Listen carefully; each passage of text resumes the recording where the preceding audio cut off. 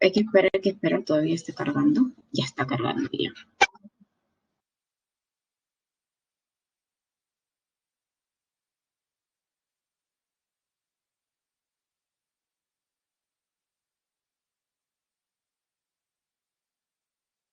Ok, tenemos el primer militarismo, o también conocido,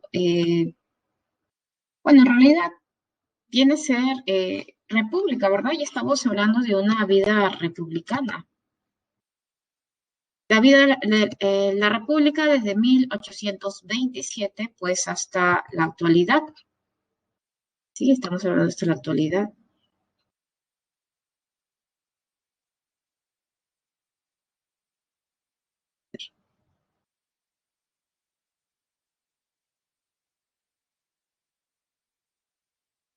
Un momento que estoy bajando una imagen para enseñarles a ustedes. Y ahí está ya. A ver, el día de hoy nuestro tema va a ser primer militarismo, primer civilismo y la guerra del Pacífico. ¿Sí? La guerra del Pacífico. A ver, veamos nuestra primera diapositiva. A ver. PPT, nuestra semana. ¿Tienes a la mano también la separata? Hay que trabajar con los dos, ¿no? Por un lado vemos el PPT y por el otro lado también estamos trabajando pues con la separata. Ya lo tengo. Ya. A ver, chicos, tenemos dentro de nuestra vida republicana, vamos a desarrollar el día de hoy el primer militarismo, que comprende entre los años 1827 a 1872, ¿ok? Y a su vez, ¿no? Este primer militarismo está dividido en dos subetapas. El caudillismo militar, los caudillos que luchan entre ellos por llegar al poder, que se da desde 1827 hasta 1845, y la prosperidad falaz en 1845 hasta 1872. Esto comprende, pues, el primer militarismo. A ver, profesora, si hay un primer militarismo, ¿hay un segundo? ¿Hay un tercero? Sí. ¿Quién lo propone, profesora? Bueno, estamos hablando con respecto, pues, a la propuesta del historiador Jorge Basadre. Jorge Basadre es el historiador, pues, que ha dado su vida prácticamente al estudio de esta vida republicana. Y por lo tanto, el gobierno de militares, él la ha denominado pues militarismos, ¿no? Hay primero, segundo y tercero. El primer militarismo de 1827 a 1872, después, ¿cuándo se produce? Claro, es el gobierno de militares, sí, pero ¿cuándo se produce? Después del proceso de independencia del Perú, es decir, después de la corriente libertadora del norte, la corriente libertadora del sur, San Martín, Bolívar, ¿verdad? ¿Cómo queda nuestro país después de este proceso de independencia? Mal, en una crisis tanto económica, política, social, y por lo tanto era necesario que este militar llegue al poder para poner orden, ¿no? Primer militarismo. Profesora, ¿cuándo se inicia el segundo militarismo? Bueno, segundo militarismo estamos hablando después de la guerra con Chile, de 1883 a 1895. Es el gobierno nuevamente de militares. ¿Y por qué llegan al poder? Después de la guerra con Chile, pues ¿cómo queda el Perú? En una crisis, queda devastada en todo el plano económico, político, social. Y es por eso que los militares nuevamente toman el poder. Profesora, ¿y un tercer militarismo? Estamos está entre 1930 al 39, después del oncenio de Leguía. Recordemos pues que en el oncenio de Leguía, ¿no? Augusto Bernardino Leguía gobierna 11 años, pero lo que va a acelerar la caída de Leguía es pues el estallido del crack 29, la crisis económica mundial, la crisis pues capitalista, y por lo tanto los militares nuevamente llegan al poder para pues no poner orden dentro del territorio peruano. Dicho, aclarando pues estos periodos, vamos a iniciar con nuestro tema del día de hoy, que viene a ser pues el primer militarismo. Primero, hay que conocer las características de este caudillismo militar. ¿Es gobierno de militares? Sí. A ver, veamos, nos dice, ¿qué es el caudillismo? Son jefes militares que se van a disputar el control del Estado. se van a pelear entre ellos. Muchos de estos militares que llegaron a ser presidente de la República van a pelearse entre ellos, van a luchar por tomar el poder. Y muchos de ellos participaron también en este proceso de independencia y por lo tanto creen que es el deber de ellos tomar el poder, ¿verdad? Se lo han ganado y no gobernar. Pero es un enfrentamiento constante, es un enfrentamiento de intereses. Existe también una inestabilidad política, muchos golpes de Estado, se dan golpes de Estado entre ellos. Presidente que gobierna 2 años, presidente que gobierna 4 años, presidente que gobierna 2 años. A ver, veamos, mira, te muestro. A ver, vamos a ver que cambie nuestra diapositiva. Mira, solamente te he colocado para que tú puedas observar. Mira, José de la Mar, gobierna del 27 al 29. ¿Cuántos años gobierna, chicos? ¿Cuántos años se quedó en el poder?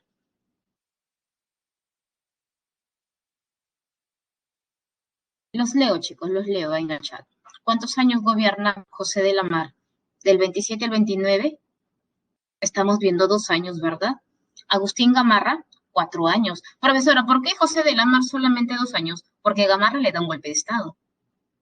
Gamarra es el primer presidente conservador que termina de gobernar todo su periodo presidencial.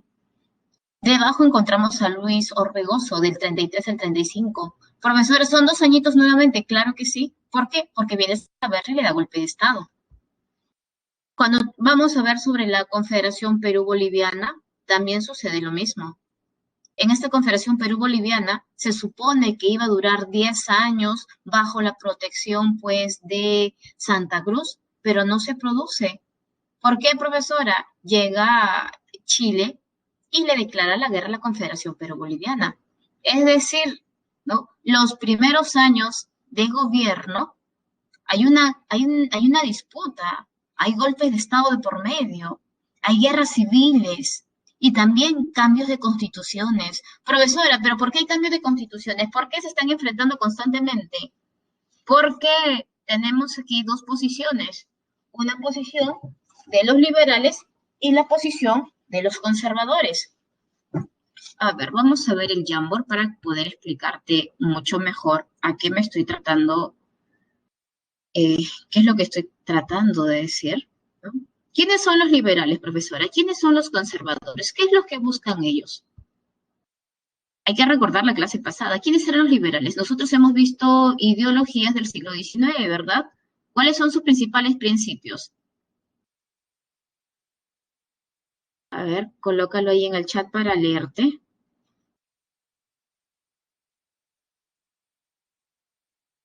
¿Cuáles son sus principios?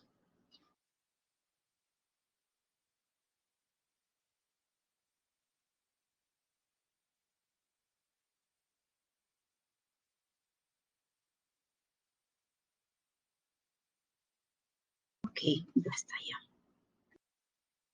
A ver, te voy a mostrar este debate doctrinario.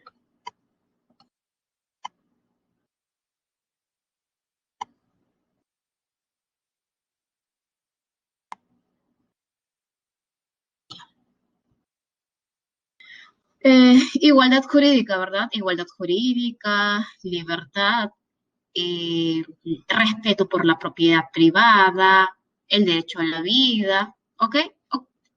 Eh, profesora, tal cual las propuestas de los liberales en Europa se establecen también en el Perú, no. Siempre aquí en el Perú, pues, hay ciertas modificaciones. A ver, ahora sí, justo estaba, a ver, compartimos.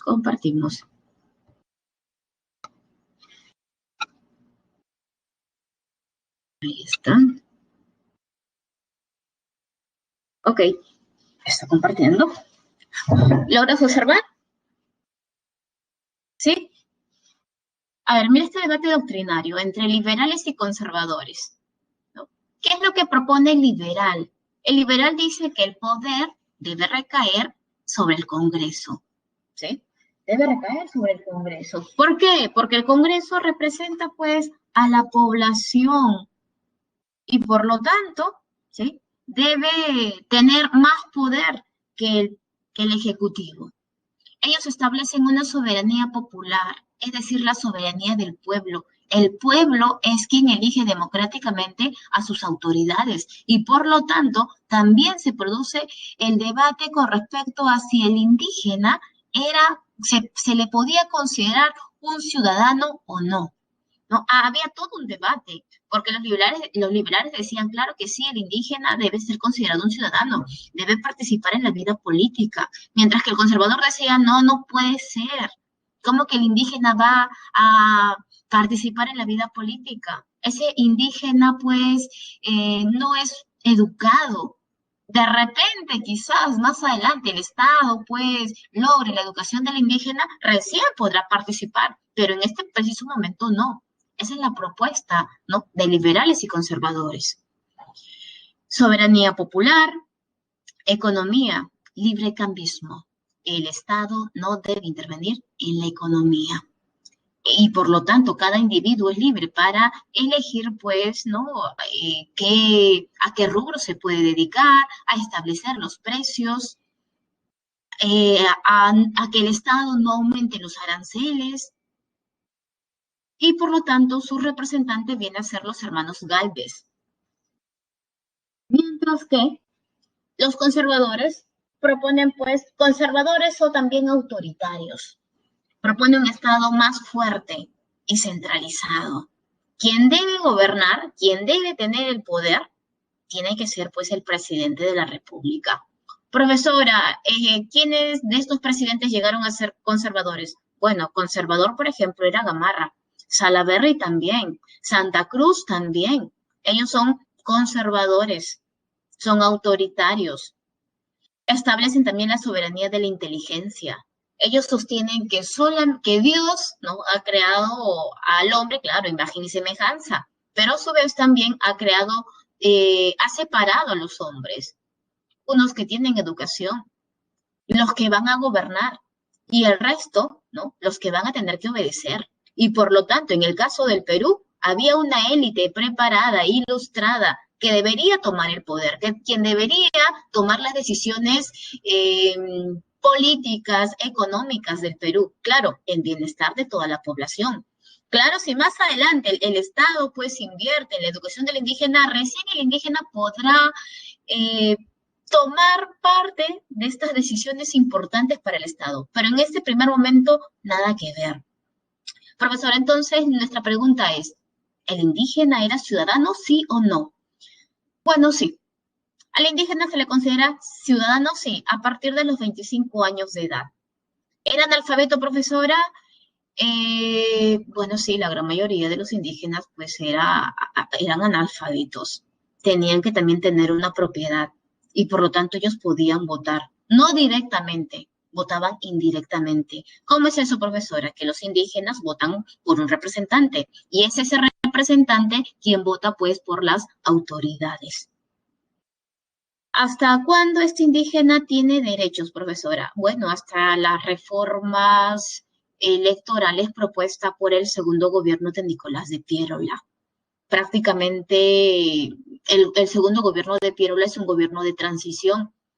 ¿Transición para dónde, profesora? Bueno, es prácticamente le está preparando el camino para un nuevo gobierno que se denomina República Aristocrática.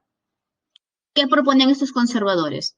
En el plano económico, proteccionista, ¿no? Hay que proteger nuestra economía, hay que proteger nuestra pequeña industria.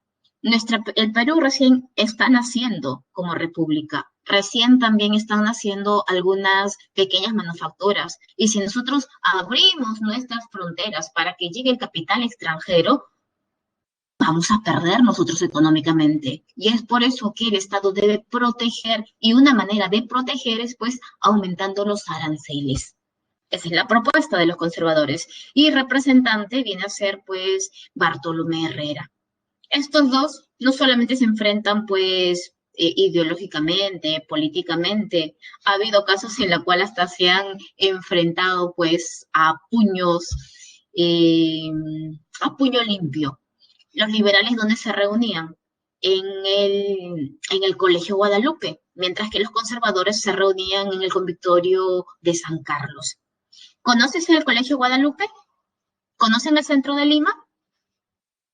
Han salido, claro, antes de la pandemia.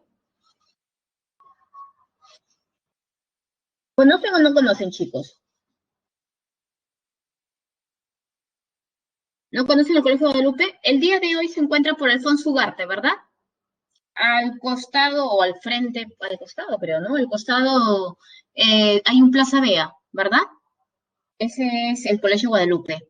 Ya, eso es en la actualidad, pero ¿sabes qué? Antes ese Colegio Guadalupe se encontraba lo que, a ver chicos, a ver, ¿conocen ustedes el Centro Comercial El Hueco? Que se encuentra en el centro de Lima. Al frente hay un edificio que fue el ex edificio, el Ministerio de Educación. Detrás de ese edificio se encontraba antes el Colegio Guadalupe. Y al frente, tú sabes que está el Parque Universitario, ¿verdad? Y está la casona de San Marcos. Antes era ese el convictorio de San Carlos. Y por lo tanto, mire, están frente a frente prácticamente. Salían los del Colegio Guadalupe, los de también el convictorio de San Carlos, y se enfrentaban también, pues no, a puño limpio. Esta es la propuesta. A ver, regresemos nuevamente. A ver, débil economía, principales fuentes de ingreso, las aduanas, el tributo indígena. Hay que tener en cuenta, chicos, que cuando nosotros logramos nuestra independencia, no es que ahora todo es nuevo, ¿verdad? Nuevas instituciones, modernas instituciones. No, no es así. Si bien ha cambiado un tipo de gobierno, pero prácticamente heredamos las instituciones coloniales. No se cambian. ¿Cuándo recién va a cambiar, profesora? Recién con el gobierno de Ramón Castilla, recién cuando el Perú tenga dinero, porque en este momento el Perú ha nacido como república, sí, pero está recontra endeudado. Es por eso que han tenido que establecer nuevamente el tributo indígena. ¿Cuándo se eliminó el tributo indígena? Con San Martín, pues. ¿Te acuerdas con San Martín que se elimina el tributo indígena? Pero ahora, como el Perú está mal económicamente, es por eso que se va a tener, pues, que cobrar tributo a este indígena, más conocido como la contribución indígena. Modelos, ya hemos explicado el librecambismo y también el proteccionismo. Se mantiene el yanaconaje y la esclavitud. Yanaconaje, ¿qué es el yanaconaje, profesora? Bueno, el indígena o el campesino, bueno, indígena, ¿no? El término, tiene que trabajar pues en las tierras de este hacendado. La esclavitud, no que se liberó al esclavo, al negro, no. Lo que hace San Martín es declarar la libertad, pero solamente parcialmente. Es decir, a todos los negros que nacían del 28 de julio hacia adelante eran libres. Pero ¿qué pasa con los que nacieron antes del 28 de 1821? Seguían siendo esclavos. ¿Cuándo van a ser liberados? Bueno, recién durante el gobierno, pues, de Ramón Castilla. Principios para definir las fronteras. Tenemos el Utiposidetis y también la libre determinación de los pueblos. Hay que subrayar, ¿sí? El Utiposidetis y la libre determinación de los pueblos que han sido pregunta de examen de admisión. Así que no lo olvides. Ahí está. Los dos son muy importantes. ¿Qué hace el Utiposidetis? A ver, mira chicos, primero veamos nuestro mapita. Ya, vamos. A ver, vamos a ver nuestro mapita. Dice Perú a inicios de la vida republicana. Mira, así era nuestro mapa. Profesora, si yo comparo el día de hoy, nuestro mapa ha cambiado mucho, claro que sí, porque fuimos perdiendo territorios durante la vida republicana. Cedimos territorio prácticamente a todos nuestros vecinos fronterizos y a través de la guerra nos quitaron también territorios. Hacia el norte, con qué país limitamos, chicos? Hacia el norte.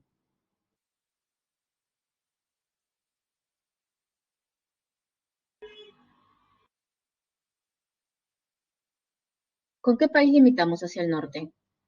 ¿Con Ecuador? No, no, no, no, no. Quiero que observes el mapa. Yo quiero que observes el mapa. Claro, claro, ese es el primer mapa. Ese es apenas nosotros nos convertimos en una república y este es el mapa. No, no es con Colombia, es con la Gran Colombia. Profesora, ¿no es lo mismo la Gran Colombia con Colombia? No, porque la Gran Colombia, esta Gran Colombia eh, es liderada por Bolívar y por lo tanto comprenden lo que actualmente serían tres países, es decir, Ecuador, Colombia y Venezuela. Perú nace como república y en el norte tienes a la Gran Colombia y en el sur tienes pues a Bolivia. Pero vamos, como le comenté, no vamos a ir perdiendo territorios. A ver, dice, principios para definir las fronteras. Utiposidetis. ¿Qué es el utiposidetis? El utiposidetis, ¿qué sostiene? Cuando tú eras, a ver, todo lo que sostiene, todo lo que te pertenecía en la colonia, te sigue perteneciendo. Profesora, no entiendo bien. Lo que pasa es que cuando nosotros éramos el virreinato del Perú, ¿verdad? Teníamos pues ciertos territorios, pero ahora ya no somos virreinato del Perú, sino que ahora somos la República del Perú y por lo tanto esos territorios te siguen perteneciendo. Todo lo que te pertenecía en la colonia te sigue perteneciendo. Por ejemplo, de qué lugares estamos hablando, profesora? ¿De qué territorios? Bueno, estamos hablando de Tumbes y Maynas. Nosotros, con el virreinato del Perú, nos pertenecía Tumbes y Maynas. Ahora que somos la República del Perú, nos sigue perteneciendo Tumbes y Maynas. Mientras que el principio de libre determinación de los pueblos establece que cada pueblo puede elegir a qué país pertenecer. Por ejemplo, ese es el caso de Guayaquil y también Jaén. Vamos a colocar los territorios, no voy a hacer que nos olvidemos. Primero por acá, a ver, coloquemos a Tumbes y Maynas. Tumbes y Maynas. Ya. ¿Dónde está? Se fue. A ver.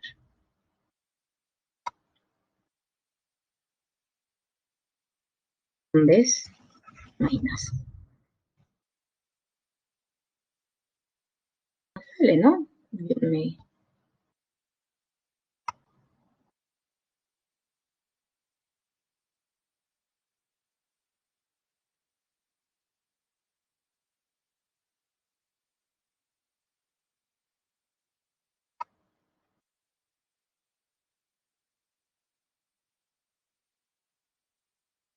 Ahí está uno.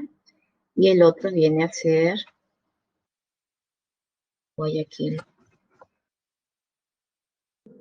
Guayaquil. Ahí. Ya. Con respecto a la libre determinación de los pueblos, tenemos a Guayaquil y Jaén. A ver, yo te pregunto, en la actualidad, chicos, ¿Guayaquil a qué país pertenece? ¿A Perú o a Ecuador en la actualidad? En la actualidad.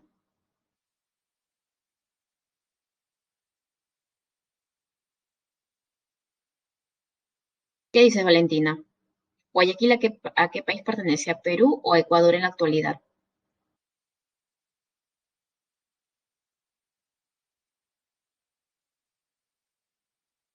A Ecuador, sí, Giancarlo, a Ecuador. ¿Por qué, profesor Ecuador? Es más, te comento que Guayaquil nos pertenecía a nosotros, pero cuando le hicieron una consulta, decidieron irse pues con, bueno, lo que actualmente sería Ecuador, ¿verdad? Pero en ese entonces era la Gran Colombia. Es decir, perdimos Guayaquil. El día de hoy, Jaén, chicos. ¿A quién pertenece Jaén? ¿A Perú o a Ecuador? A Perú, ¿verdad? Pero ¿sabes qué? Te comento que Jaén le pertenecía para ese entonces a la Gran Colombia. Pero cuando le preguntaron, oye, ¿ustedes con qué república se quieren quedar? Y ellos dijeron, ¿sabes qué? Nos vamos con el Perú. Es decir, con este principio de libre determinación de los pueblos, nosotros perdimos Guayaquil, pero ganamos Jaén. A ver, sigamos. Primeros gobiernos. Tenemos ahí a José de la Mar, del 27 al 29. ¿Cómo fue elegido José de la Mar? Hay que recordar la clase pasada. ¿Te acuerdas cuando Bolívar estaba gobernando? Cuando era el dictador del Perú. Bolívar tenía planes para con el Perú, es más, planes con toda Sudamérica. Primero estableció el Congreso de Panamá, que fue todo un fracaso. Después estableció la Federación de los Andes. Él quería mantener unido a estos países que él había liberado.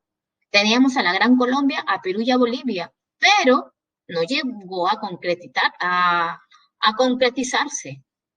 Cuando Bolívar sale del Perú, eh, deja encargado a Santa Cruz.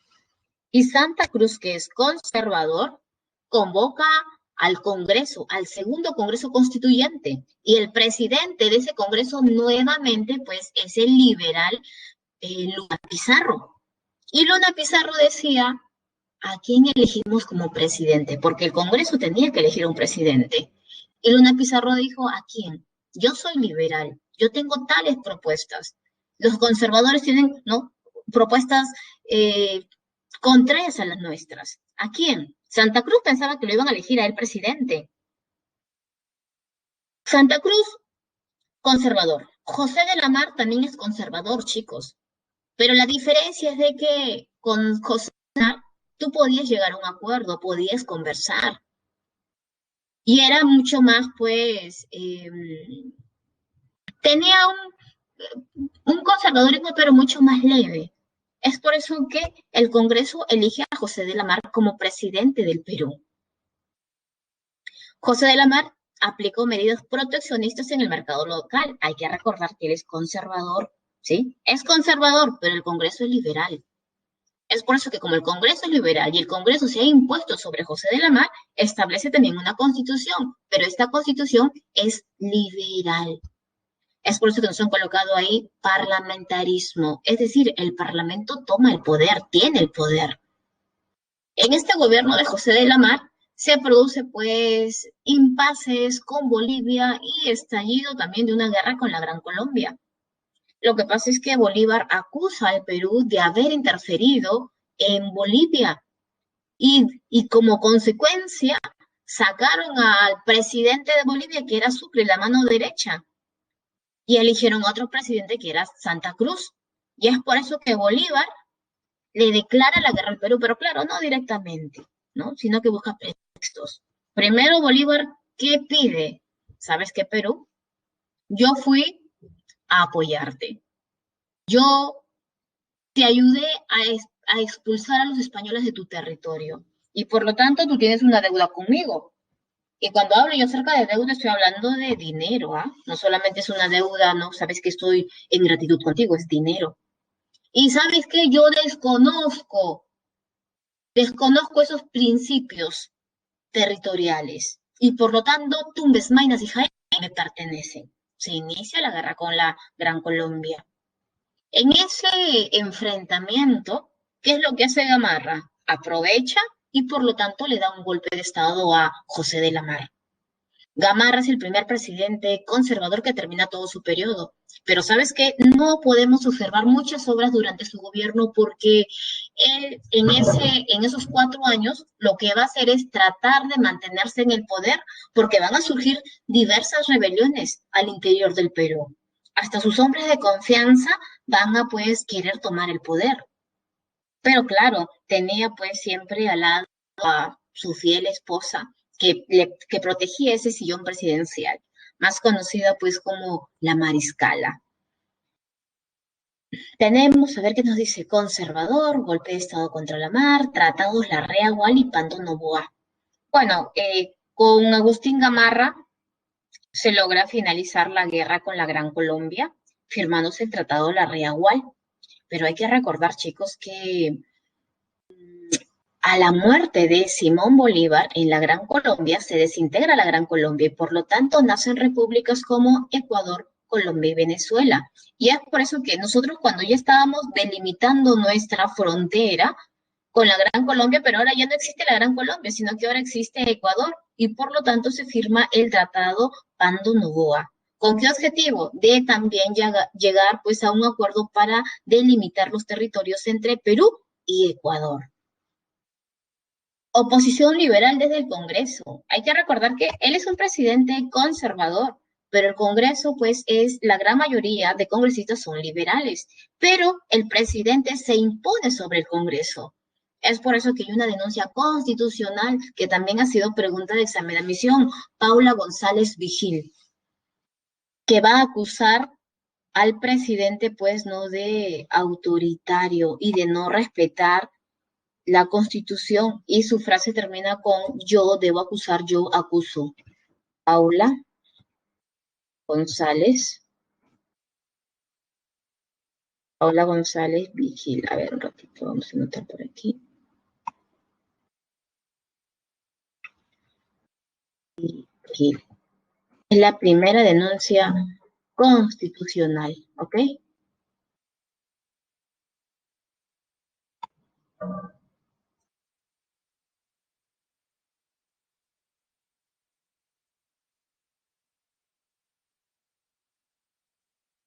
Ya. Después del gobierno de Gamarra se convoca elecciones presidenciales y quien toma el poder es Luis Orbegoso. Profesora, pero yo solamente observo 2 años. Sí, ¿por qué? Porque él también le da un golpe de Estado. Él es liberal, va a afrontar diversas guerras civiles con los conservadores. Por ejemplo, tienes ahí el levantamiento de Pedro Bermúdez. Pedro Bermúdez es conservador. Pedro Bermúdez es la mano derecha de Gamarra. Salaverry también es conservador. Ahí también está presente Gamarra, porque Gamarra no quiere que un liberal tome el poder.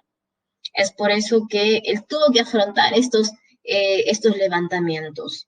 Pero quien logra derrotar a Orbegoso es Salaverry. Y Salaverry se declara presidente del Perú. Orbegoso decía, ¿qué es lo que puedo hacer para recuperar el poder, para recuperar la presidencia? ¿Quién me puede ayudar? Y por lo tanto busca ayuda pues a Santa Cruz.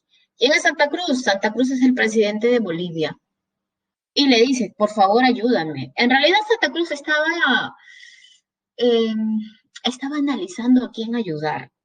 Por un lado, Santa Cruz decía, bueno, yo tengo un ideal, ¿no? Yo quiero unir a Perú y a Bolivia, quiero formar la Confederación Perú-Boliviana, así que necesito a peruanos que me ayuden a realizar este sueño que yo tengo. Pero resulta que Orbegoso es liberal, ¿verdad? Somos dos posiciones distintas, tenemos diferentes intereses. Pero por el otro lado, Gamarra, ¿no? Es conservador igual que yo. Pero los dos vamos a tener problemas porque los dos vamos a querer tener el poder.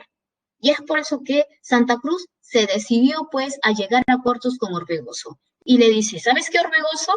Yo te voy a apoyar, pero siempre cuando tú me ayudes a convencer a la población peruana de realizar, pues, esta confederación perú-boliviana. Si tú me ayudas, yo voy a ingresar con mi ejército al Perú y voy a derrotar a Salaverry. Y Orbegoso aceptó. Es por eso que Santa Cruz ingresa al Perú, se enfrenta con Salaverry, derrota a Salaverry y es más, muere Salaverry, y por lo tanto pues se forma la Confederación Perú-Boliviana. Profesora, ¿y Orbegoso recibe algo a cambio? Sí, él se va a convertir en el presidente, pero del Estado norperuano. Confederación solamente dura 3 años, del 36 al 39. Si te das cuenta, el Perú ha sido dividido en dos, ¿verdad? Tenemos la parte coloreada de rojo, eso viene a ser el estado norperuano. El de verdecito, el estado surperuano. Y el de amarillo viene a ser el estado boliviano. Pregunta de examen de admisión. ¿Cuántos estados conformaban parte de la Confederación Perú-Boliviana? Eran 3, ¿sí? Norperuano, surperuano y el estado boliviano. Claro que cada estado tiene su propio presidente. Y entonces, ¿Santa Cruz qué es, profesora? No, Santa Cruz es el protector de la Confederación Perú-Boliviana. Eh, ¿Por qué Santa Cruz pide ayuda a Orbegoso? Porque fue, ¿no? El presidente de todo el Perú, a su vez porque necesitaba convencer a la población que se encontraba en el norte del Perú que era beneficioso lograr, pues, esta confederación. para que el Perú y Bolivia se conviertan pues en estados poderosos dentro de Sudamérica y consolidar su hegemonía y poder en el Pacífico. En realidad, esta confederación benefició bastante al Estado surperuano.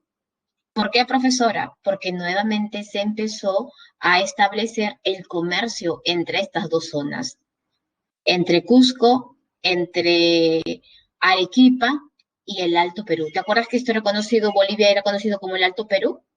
¿Te acuerdas cuando se rompió este circuito comercial? Con las reformas borbónicas, pues.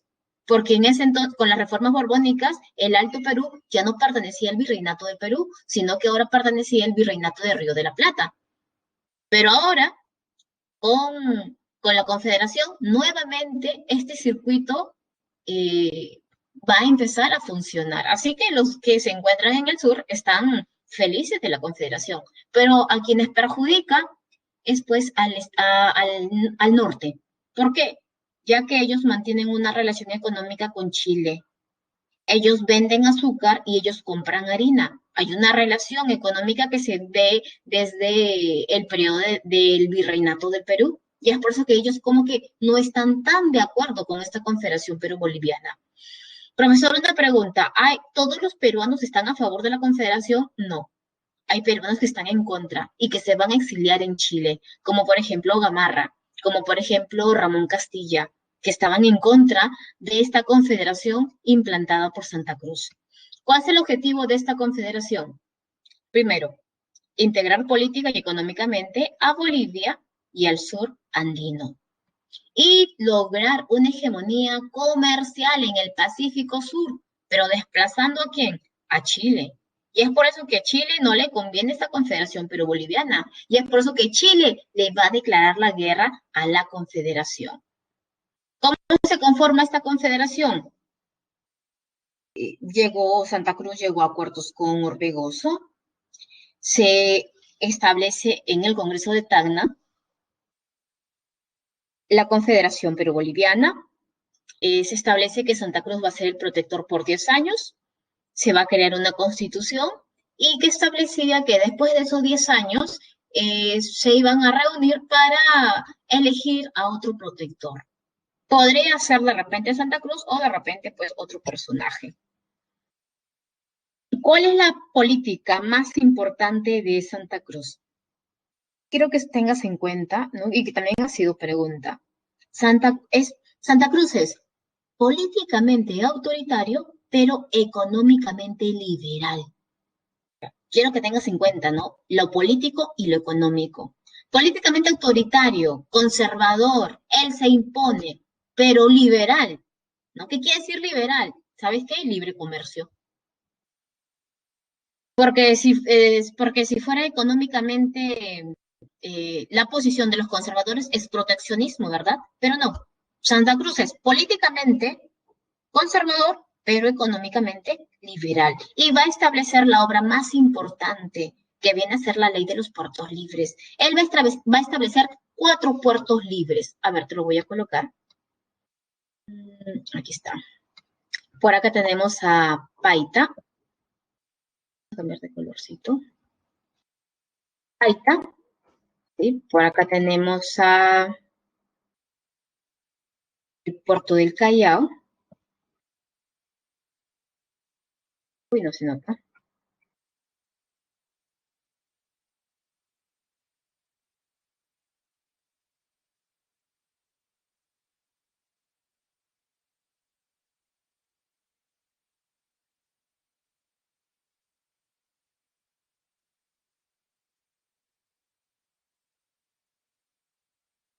Nos falta ahí uno, ¿ya? Y por acá, Arica.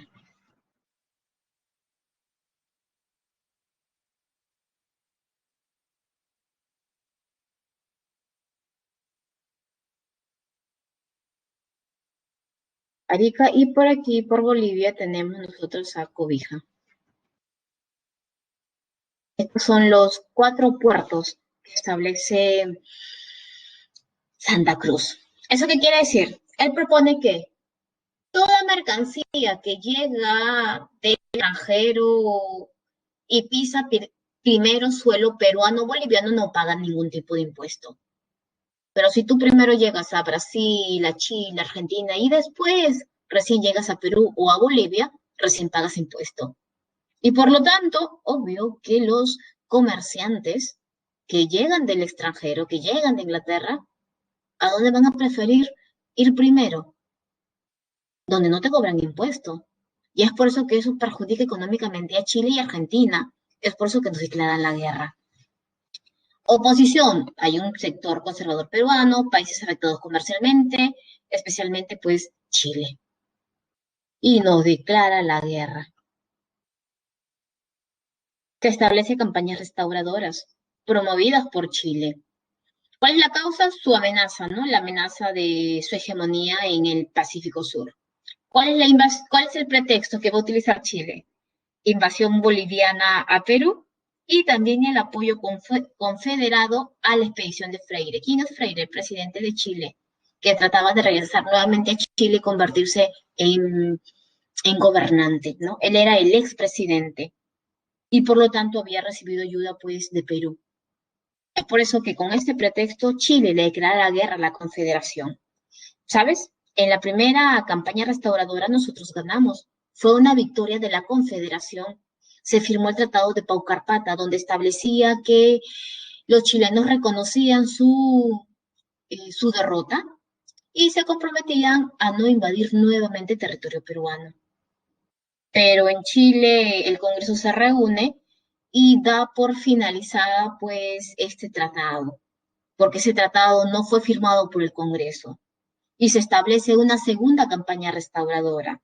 Esta segunda campaña restauradora sí logra derrotarnos. Y al derrotarnos, se viene abajo la Confederación Perú-Boliviana. Profesora, ¿y los chilenos con quiénes llegaron? Por ejemplo, quienes van a acompañar a los chilenos, por ahí viene a ser Gamarra, por ahí también tenemos a un Ramón Castilla, y por lo tanto Gamarra va a ser elegido por los chilenos como un presidente provisorio. Pero luego se convoca a elecciones y quien sale elegido es Gamarra. Segundo gobierno de Gamarra, del año 39 al año de 1841.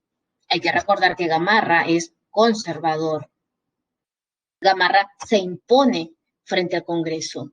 Gamarra, ¿qué es lo que él opinaba con respecto a la Confederación Perú-Boliviana? Él decía, a mí me parece excelente la Confederación Perú-Boliviana, que estos dos países se hayan unido y se conviertan pues en una potencia en Sudamérica. Pero lo que estaba mal era de que ¿cómo es posible que un boliviano dirija pues esta confederación? Quien debe dirigir debería ser un peruano, y ese peruano soy yo. Es por eso que él se impone frente al Congreso y con todo el ejército peruano se va a Bolivia. En Bolivia había estallado una guerra civil.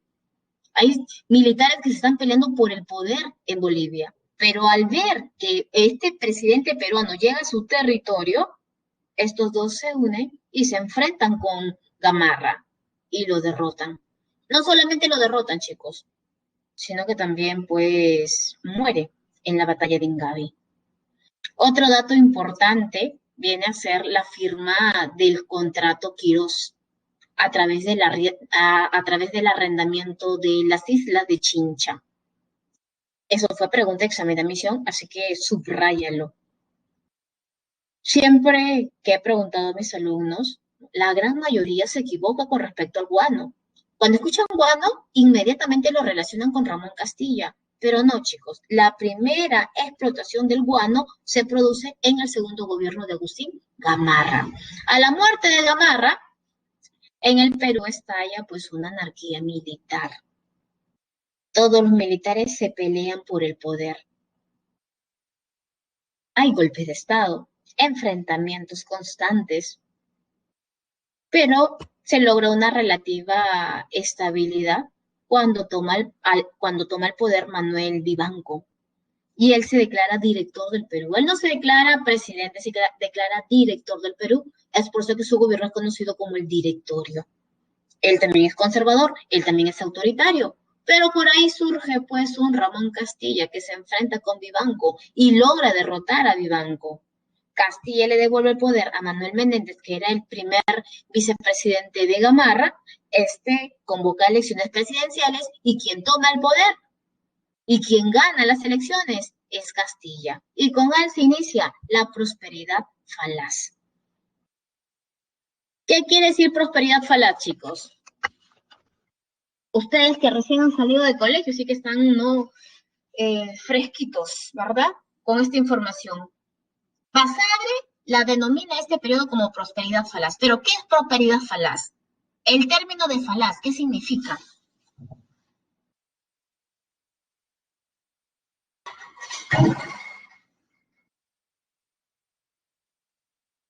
¿Qué nos dicen? Corta duración, abstinencia de mentira, falsedad, ¿no? Pasajera, ¿no? Una prosperidad, ¿no? Una supuesta prosperidad, ¿verdad? Ok, sí, tienes razón. ¿Por qué, profesora, es supuesta? Que no efímera, ¿verdad? Claro. Lo que pasa, chicos, es que hay que recordar que nosotros cuando nacimos como república estábamos endeudados. Endeudados no solamente internamente, sino externamente. Profesora, ¿pero por qué como internamente? O sea, el Perú nace, pero ¿nace endeudado? Sí. Por ejemplo, a ver, mira, cuando llega San Martín, cuando llega Bolívar, ¿de dónde crees que sale el dinero para costear los gastos de este ejército patriota? El dinero no viene del cielo. ¿Quién presta dinero?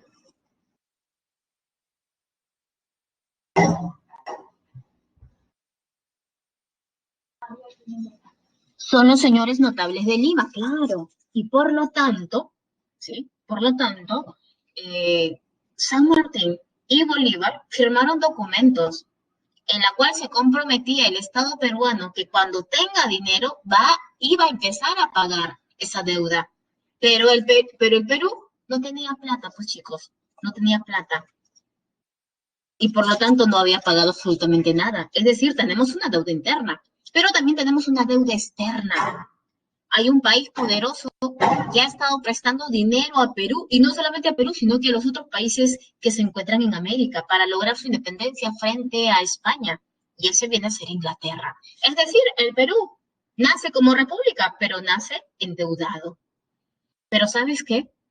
¿Cuándo recién el Perú empieza a tener dinero? ¿Cuándo?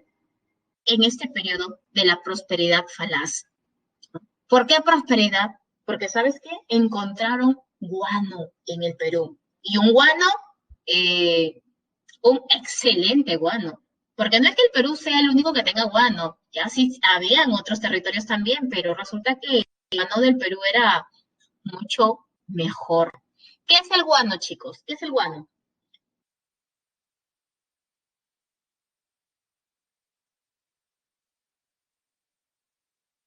¿Qué es el guano? Fertilizante, claro. Se utiliza como fertilizante, ¿no? Pero ¿qué es el guano?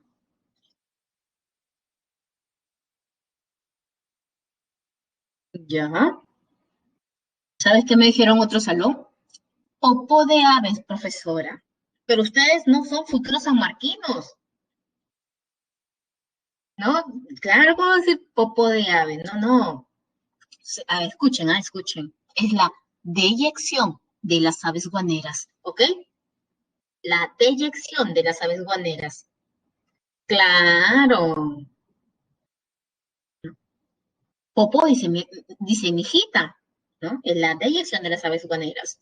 Resulta que en este periodo todos querían el guano, que sirve como fertilizante. Y nosotros teníamos mucho guano, toneladas de guano en las islas de Chincha.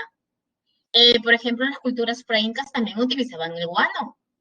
Los incas también utilizaban el guano.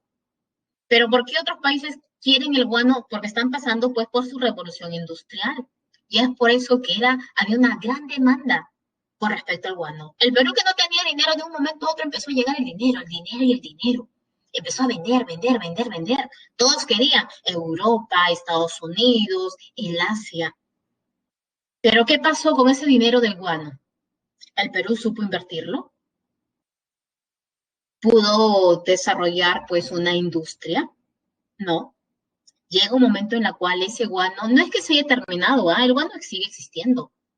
Pero ahora, si no se terminó, entonces, ¿qué pasó? Llega un momento en el cual, pues, como era muy caro este fertilizante, en Europa, pues, inventaron, ¿no?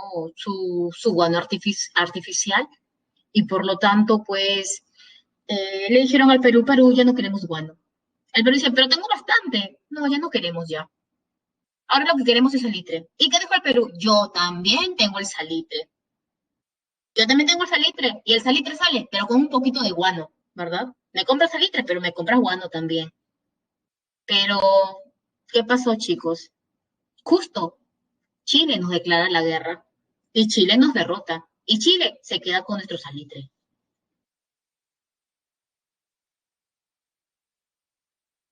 A ver, veamos. Características. Hay altos ingresos económicos para el Estado producto de la venta de guano. ¿Cuáles son las ventajas? Bajos costos productivos y una alta demanda externa de los países industrializados, principalmente Inglaterra. Hay diversas formas de comercialización, por ejemplo, arrendamiento, consignaciones y monopolio. Pero ¿sabes qué? No genera una economía sostenible e industrialización. A ver, te voy a mostrar a ver, la explotación del guano.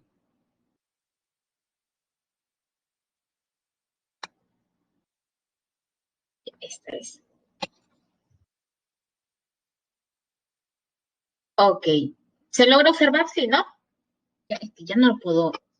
Aquí está, ya sí. Sí se puede, sí se puede. La explotación del guano. A ver, mira estas cuatro formas de explotar el guano. Primero es mediante el arrendamiento. La primera forma, que se produce durante el segundo gobierno de Gamarra. Profesora, ¿qué significa arrendamiento? Alquiler, pues, alquiler. El alquiler de las islas de Chincha a Quirós.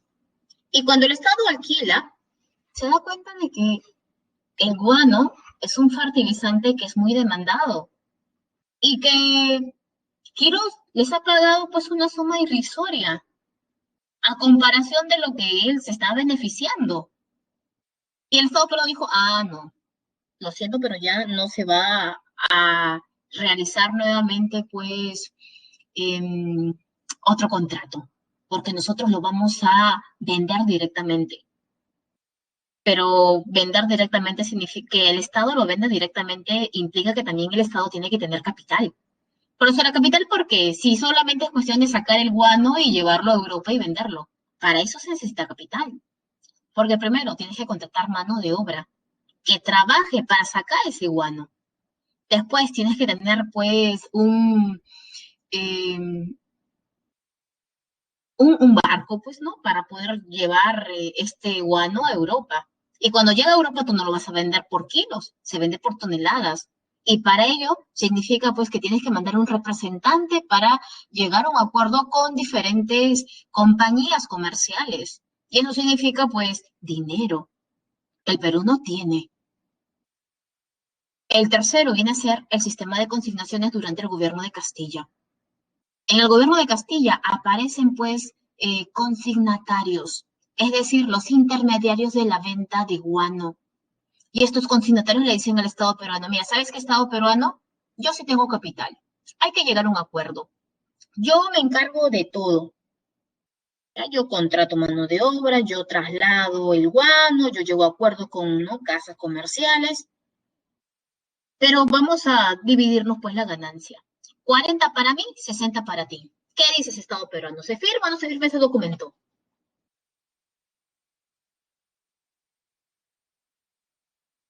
Y el Estado peruano dijo que sí. Es por eso que hay un sector de la población que logra enriquecerse con la venta de guano. Es más, hay toda una gran corrupción porque muchas veces estos consignatarios en realidad ni siquiera tenían el capital, solamente tenían el nombre, es decir, llegaban a un acuerdo con el Estado peruano, pero ellos llegaban pues a, a llegar a acuerdos con casas comerciales.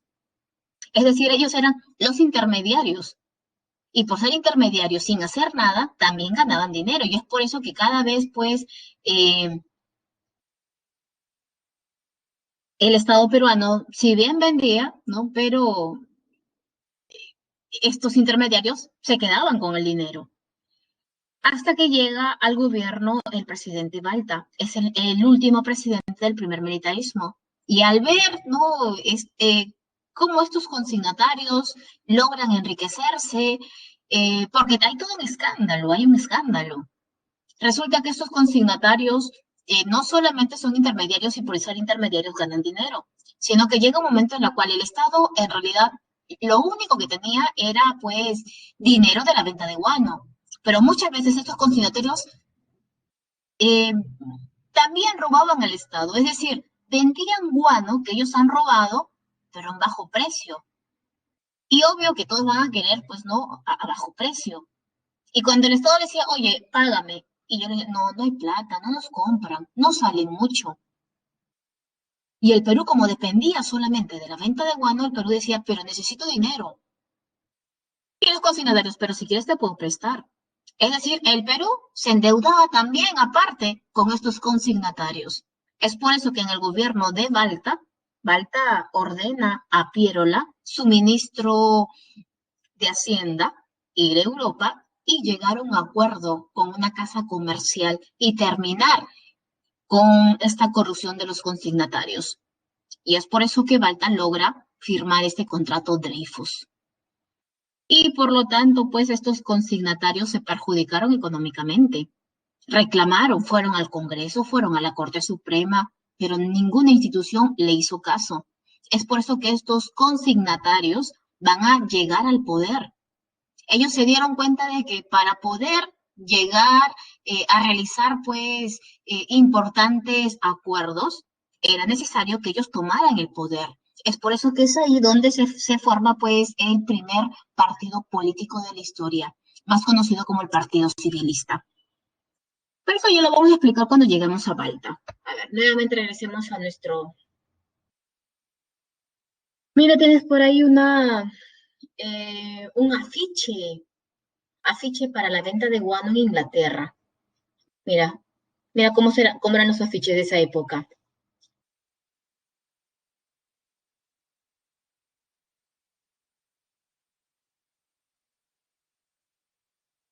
Nos dice, en el plano político hay altos niveles, ¿sí, no? Hay altos niveles de corrupción, el Estado se fortalece gracias al dinero del guano, ¿sí? En el gobierno de Castilla se va a modernizar las instituciones recién por primera vez, porque tú sabes que para realizar reformas, cambios, se necesita dinero. Y por lo tanto, el Estado se va a fortalecer. Hay una mayor presencia en provincias y se anula los poderes fácticos locales. Profesora, qué quiere decir poderes fácticos locales?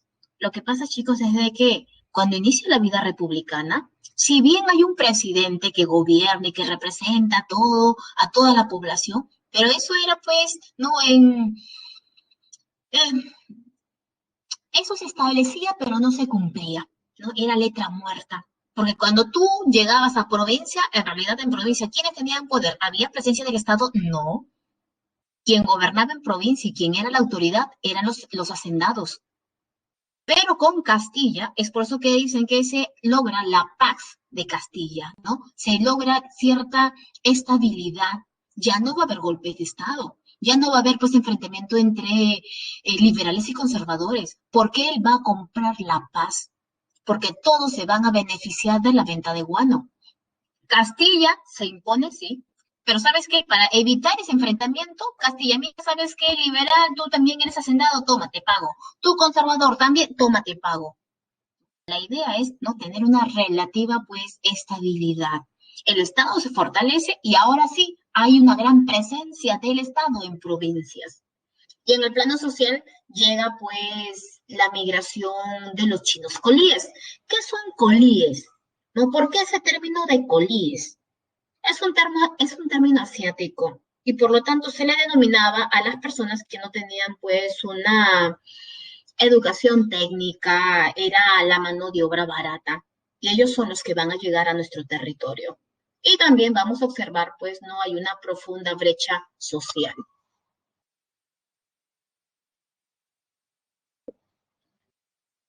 A ver, veamos. Gobierno, tenemos a Castilla. de 1845 a 1851. En realidad, para esta época el Perú tiene plata. Si Chile nos hubiera declarado la guerra en pleno gobierno, en pleno auge económico para nosotros, hubiéramos ganado la guerra. Pero Chile nos declara la guerra cuando nosotros estábamos muy mal económicamente. ¿Qué se produce? La ley de la consolidación de la deuda interna. Castilla dijo, ¿te acuerdas eh, que San Martín y Bolívar se prestó dinero, verdad? ¿De quiénes se prestaron dinero? De la élite peruana. ¿Y les había pagado? No, pues no les había pagado. ¿Y Castilla qué dice? Hay plata. El Perú tiene plata por la venta de igual y por lo tanto vamos a empezar a pagar nuestra deuda. Es por eso que se establece la ley de la consolidación de la deuda interna. Y hay que recordar que muchos, chicos, muchos de los que participan en la vida política, tanto liberales como conservadores, no son los indígenas, son los ex criollos, pues, ¿no? Son los españoles que se quedaron en nuestro territorio. Y por lo tanto, el Estado tenía deuda con ellos. Y por lo tanto, a través de esta ley de la consolidación, el Estado está repartiendo dinero. Se establece también el sistema de consignación del guano. Es decir, se va a firmar pues el contrato GIFS y otros contratos también para la venta de guano. Se inicia la inmigración de la población china, principalmente en las haciendas de la costa norte. Y también pues para las islas de Chincha. Imagínate estos chinos que eran traídos con engaños. Por ejemplo, uno de los hombres que trae chinos, ¿no? Porque estaba prohibido, ya, era quien se va a enriquecer con, con este negocio, es pues el primer presidente civil, Manuel Pardo y Lavalle. Traer chinos, ¿no? Bueno, de China, ya, de China a Perú, era muy costoso, pero también era muy peligroso. Muchos chinos no aguantaban, muchos chinos morían en plena travesía. Imagínate meses dentro de un barco. No aguantaban, se enfermaban, morían. Y cuando llegaban, prácticamente estaban endeudados. Y a los chinos les decían, mira, estás endeudado, mira, yo te traje de China a Perú. Les prometieron, ¿no? Buen salario, pero en la realidad no fue así. A los chinos los explotaban, los trataban muy mal. Cuando fueron llevados a las islas de Chinchas también, muchos de estos chinos se suicidaban. Y para evitar que se suiciden, les colocaban pues unos garrotes en los tobillos.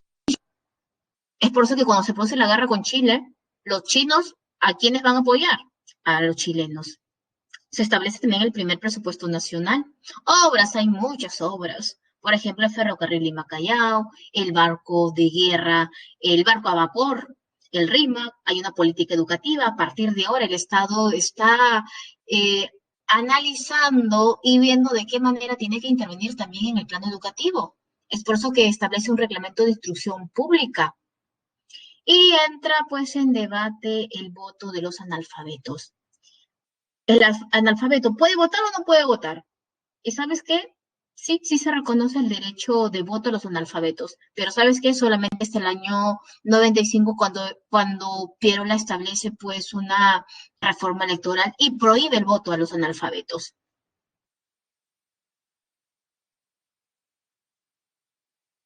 Tienes a Rufino Echenique. Con él se produce el tratado, se firma el Tratado de Herrera da Ponte Ribeiro con Brasil para delimitar las fronteras territoriales y a cambio de ello el Perú cede territorios a Brasil. Se promociona también la inmigración alemana a la selva, la inmigración europea a América. Estamos en el contexto de que todos los países sudamericanos están invitando a los países, a la población europea a llegar a sus países y que vivan en sus países. Hay que recordar, chicos, pues que estamos en el periodo del imperialismo, ¿no? Y por lo tanto, pues el discurso es, ¿no? ¿Te acuerdas del darwinismo social? ¿Cuál es la mejor raza? La blanca. Y por lo tanto, si tú quieres parecerte a esa raza, Entonces tienes que obedecerlos, tienes que copiar su forma de vida, tienes que copiar sus costumbres, y si ellos te maltratan, bueno, en realidad lo hacen por tu bien. Y por lo tanto, esa idea del darwinismo social, por ejemplo, acá en el Perú hay muchos indios. ¿No? El Perú decía, no, mira, acá la gran mayoría de la población es indígena. La idea es, ¿no? Que vengan europeos, vivan en nuestros territorios. Por ejemplo, el Estado peruano manda una carta a Austria pidiendo pues que su población se traslade al Perú, que les iban a entregar tierras, que les iba a costear los gastos de viaje. Y eso hace el Estado peruano. Cuando llega un europeo, se le da dinero para que se acomode en Lima 3 meses aproximadamente. Pero si este europeo quiere ir a provincia, el Estado le dice, claro que sí, anda a provincia, ve a vivir a provincia. Te vamos a pagar, te vamos a costear ese gasto y también te vamos a entregar tierras y también te vamos a dar semillas para que te puedas establecer en nuestro territorio. No dice, a ver, hay una región deshabitada, darwinismo social, ¿verdad? Para que se nos pegue un poquito, pues, de europeos a nosotros. También se produce, es un periodo también de gran corrupción. Se produce el escándalo de la consolidación de la deuda interna. Corrupción al 100%. Profesora, ¿por qué? Si bien la consolidación se establece con el gobierno de Castilla, pero se iba a iniciar con Rufino Echenique. Resulta que, profesora, ¿por qué hablan de una corrupción? El Estado peruano empezaba a pagar a todos los que debía, pues no debía, ¿no? Pero resulta que aparece un grupo que también presenta los documentos, ¿no? La rúbrica de San Martín de Bolívar y dicen, nosotros también prestamos dinero. Pero ¿sabes qué? Esos documentos eran falsos. Y cuando se investiga, documentos falsos y toda la gente que presentó esa documentación falsa era llegada al gobierno de Echenique. Es por eso que, obvio que Echenique también sabía. Fue un gran escándalo. Es por eso que Castilla se levanta contra el gobierno de Echenique. Se le conoce como la Revolución Liberal de 1854. Castilla, para derrotar a Echenique, necesita la ayuda de otros sectores como por ejemplo los indígenas y los negros. Y el indígena le promete, indígena, el Perú tiene plata, tú no deberías pagar ese tributo indígena. Si tú me apoyas y yo llego al poder, elimino el tributo. Negro, tú que todavía sigues siendo esclavo, yo te prometo que te voy a liberar. Estos dos sectores apoyan a Castilla, Castilla logra derrotar a Echenique, se convocan elecciones y nuevamente Castilla llegó al poder. Profesora, pero eso significa, si Castilla promete la eliminación de la esclavitud, ¿eso fue positivo o negativo para el Perú? Es depende de cómo tú lo veas, ¿no? Tú sabes que siempre hay varias posiciones. De lo que sí se va a dar es que la esclavitud no fue gratis. El Estado tuvo que pagar por cada negro libre. Imagínate yo, Vivian, tengo pues a 50 esclavos que trabajan en mi hacienda. ¿Qué pasa si el día de mañana el Estado establece libertad a todos los negros? Son mis esclavos negros, trabajan para mi persona. Yo he comprado este esclavo negro. Y que el Estado de un momento a otro establezca una medida, me está perjudicando económicamente a mí. Es por eso que el Estado te dice, ¿sabes qué, Vivian? Toma, te pago por todo, por estos 50 esclavos negros. Eso es lo que va a hacer el Estado peruano, pagar a todos. Segundo gobierno de Ramón Castilla, del 56 al 62. Se establecen dos constituciones, una liberal y la otra moderada. Para evitar esos enfrentamientos entre liberales y conservadores, se establece una constitución moderada, ni muy liberal ni muy conservadora. Es por eso que esta constitución, la de 1860, va a durar un aproximado de 60 años. Cuando llega Leguía al poder en el oncenio, Leguía para poder reelegirse necesita una constitución nueva y por lo tanto elimina la de Ramón Castilla. Se produce una guerra también con Ecuador. Profesora, ¿por qué? Lo que pasa es que Ecuador también tenía deudas con Inglaterra. Pero lo que estaba haciendo Ecuador era, para saldar esa deuda, era pues entregar territorio peruano. Es por eso que entramos en un enfrentamiento con Ecuador, pero se logró solucionar firmándose el Tratado de Mapasingue. Obras públicas, alumbrado, agua potable, construcción del mercado central, se construye también, tenemos también el ferrocarril de Lima Chorrillos y se establece la Sociedad Peruana de Consignatarios, que se encargan del comercio del guano. ¿Dónde está? Había una imagen bonita, no la encuentro.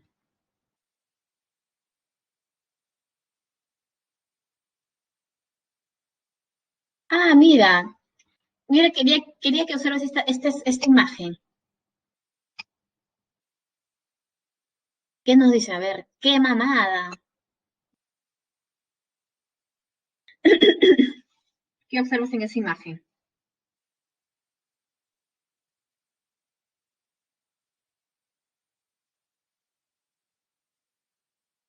Profesora, solamente veo un militar que está tomando leche de la ubre de la vaca, ¿verdad? Feliz y contento, pero una vaca flaca. Pero claro, ¿no? Esa vaca, no sé si tú te das cuenta, pero en el lomo se encuentra el escudo, ¿no? El escudo. ¿Eso qué significa? Que la vaca representa al Estado peruano y por lo tanto este militar está absorbiendo todas las riquezas del Estado peruano. Pero hay otro militar que le dice, oye, ¿sabes qué? Ahora me toca a mí, ¿no? Se están peleando. Prácticamente representa, pues, ¿no? La corrupción que se vivió también en este periodo. A ver, vamos a revisar nuestra separata, porque muchas veces nos gana el tiempo. Ya, aquí está. Ustedes que están revisando sus preguntas, la primera pregunta, ¿cuál sería?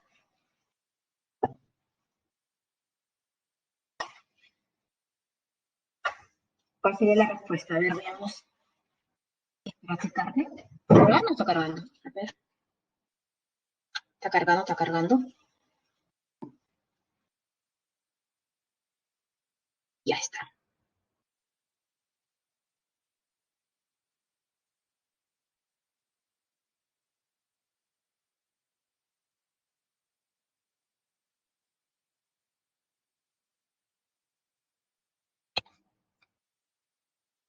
Respuesta, chicos, a ver.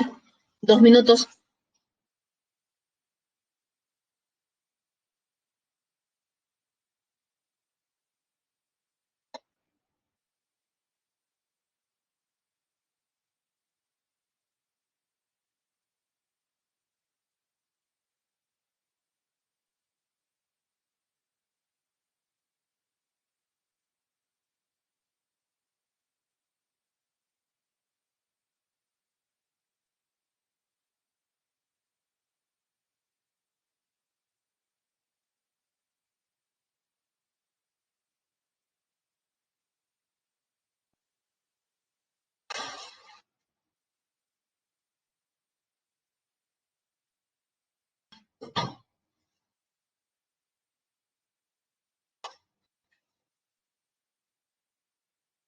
¿La ve? Sí, a ver. Nos dice, tras la independencia, los territorios de América del Sur fueron sufriendo alteraciones. Por ejemplo, los virreinatos de Nueva Granada y del Perú surgieron la República del Perú respectivamente, nos dice, ¿no? Es decir, la Gran Colombia, ¿verdad? Del virreinato de Nueva Granada. El proyecto luego buscó unificar las repúblicas en la Federación de los Andes. Con la disolución de la Gran Colombia surgieron Venezuela, Colombia y Ecuador en el 30, ¿verdad? Y luego Panamá. La República de Bolivia se creó en el 25 sobre la audiencia de Charcas. Ok, sí, besito, besito. Vamos por la siguiente pregunta.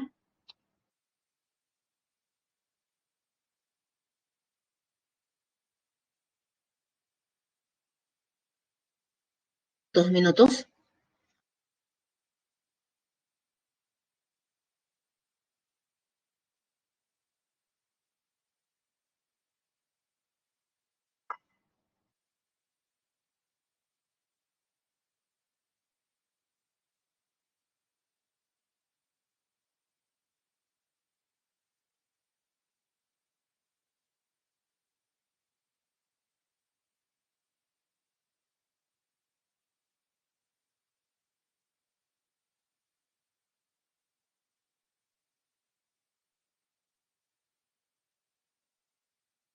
¿La C? A ver.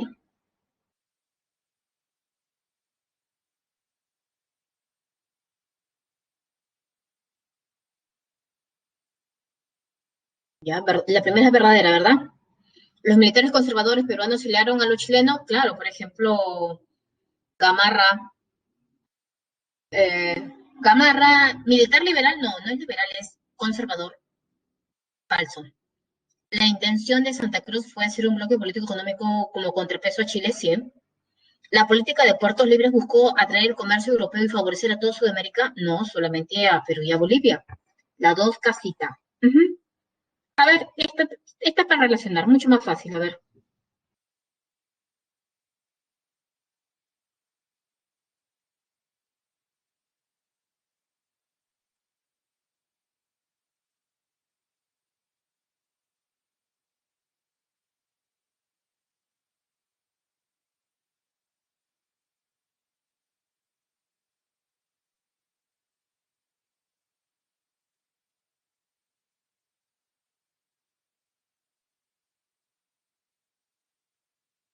La verdad, y es más, la única creo que empezaba con, porque mira, Ramón Castilla, a ver, inicio de la inmigración china, 1B, el resto no había 1B, ¿no?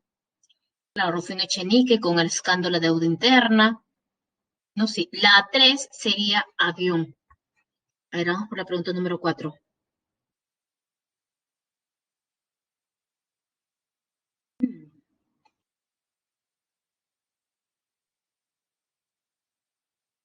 Todavía no te he explicado, pero a ver, léelo y a ver, y dame tu respuesta.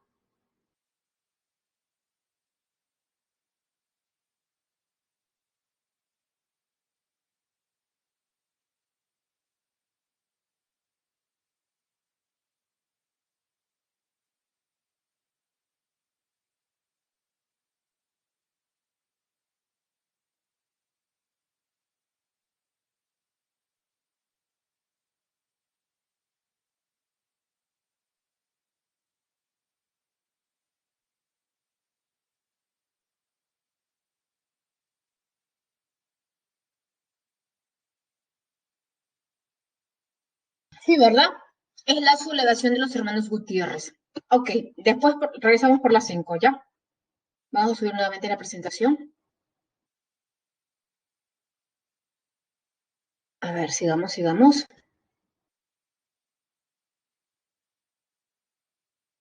Ya. Sí, nos falta la número 5, después regresamos para la número 5. A ver, guerra con España. ¿Por qué la guerra con España? ¿Qué pasó? A ver, ¿qué pasó? ¿Por qué España? España quiere nuestro guano, pues. Por eso España regresa.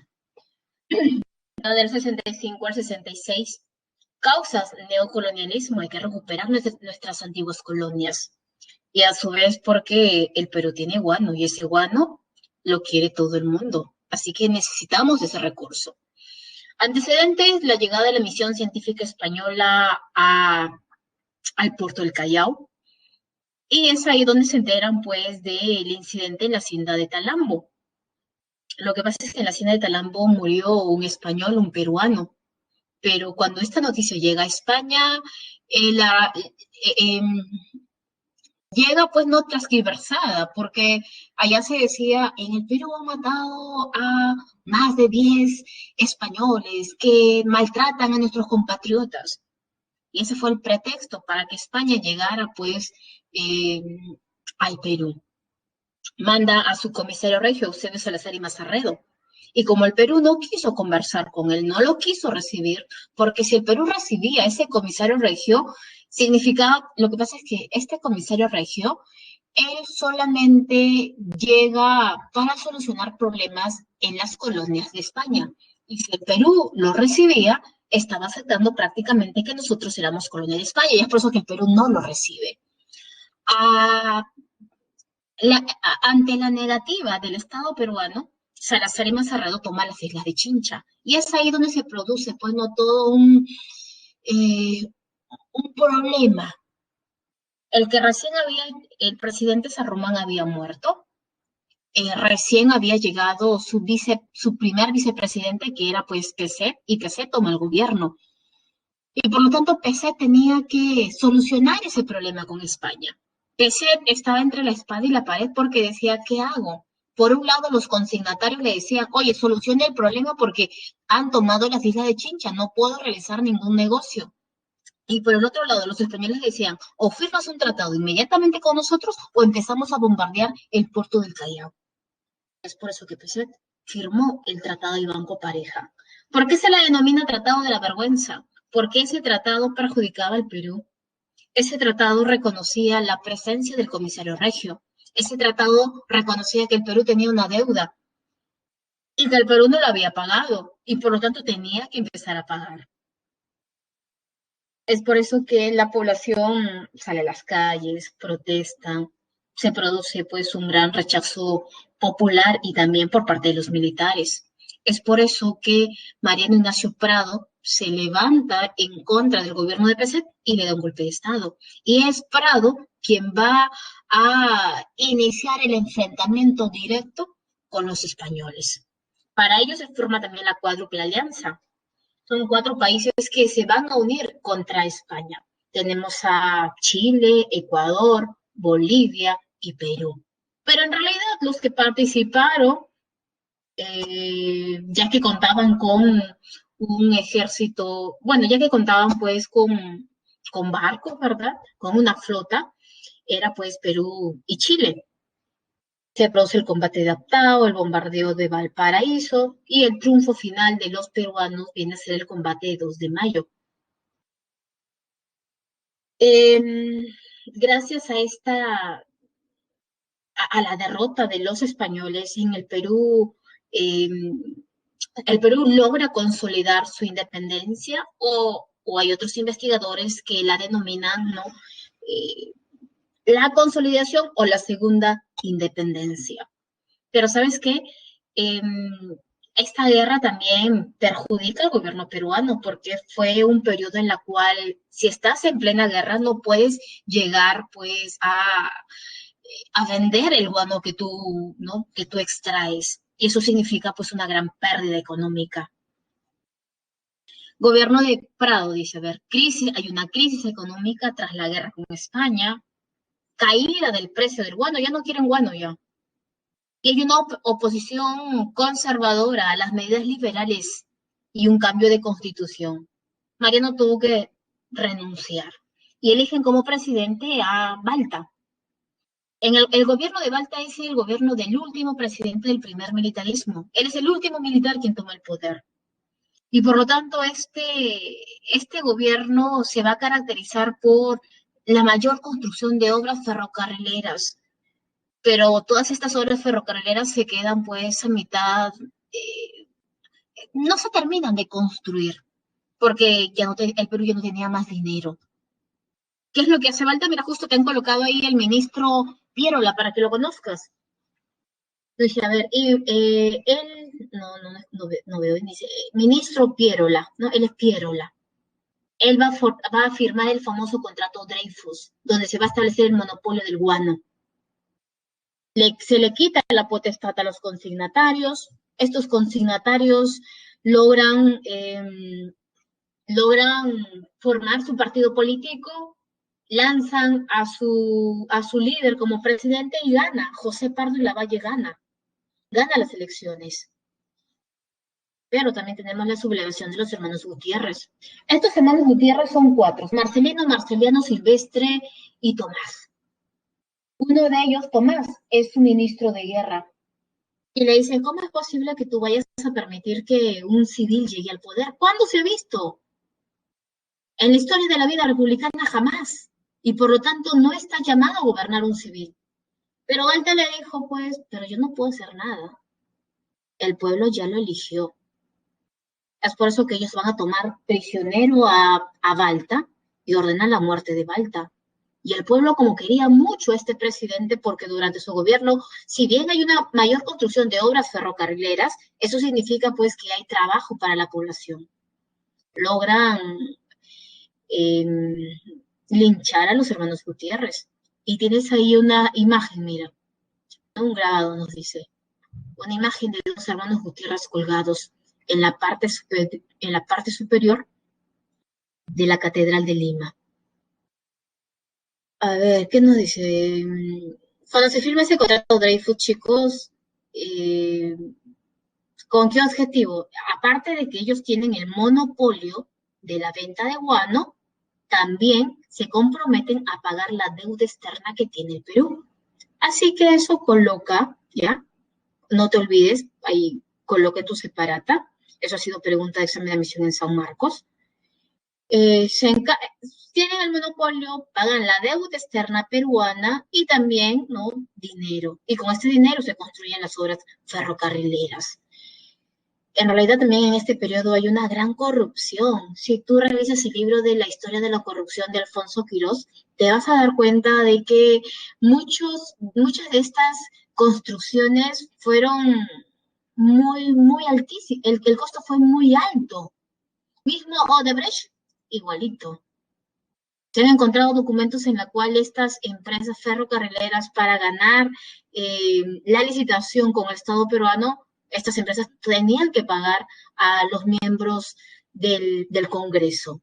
Hay una gran corrupción.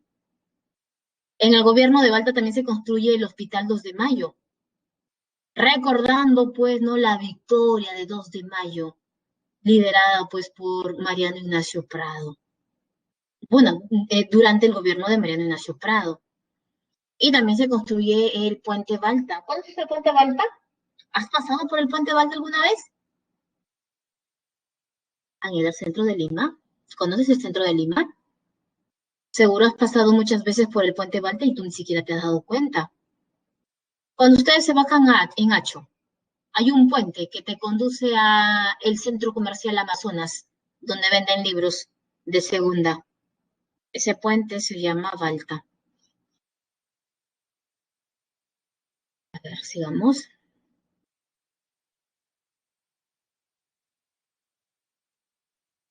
Tenemos el primer civilismo, el primer presidente civil en la historia. ¿Quién es? Manuel Pardo y Lavalle. Ahí está el presidente, mira, tienes una imagen para que lo conozcas. ¿Qué gobierno? El civilismo, tenemos 1872 a 1879. Son dos presidentes, Manuel Pardo y Lavalle y segundo gobierno de Mariano Ignacio Prado, porque él llega al poder, pero a través de este partido político. ¿Cuáles son las características? Hay un dominio del partido civil.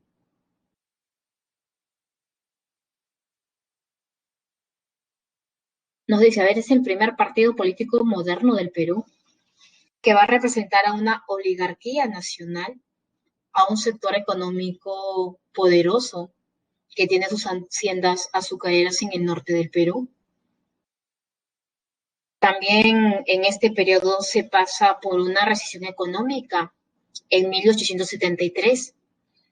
Nosotros hemos hablado un poquito de esta recesión económica en Historia Universal. Te dije que esta recesión económica es similar a la del crack del 29. Lo que hay que tener en cuenta que en Europa existía, pues, el Estado no intervenía en la economía.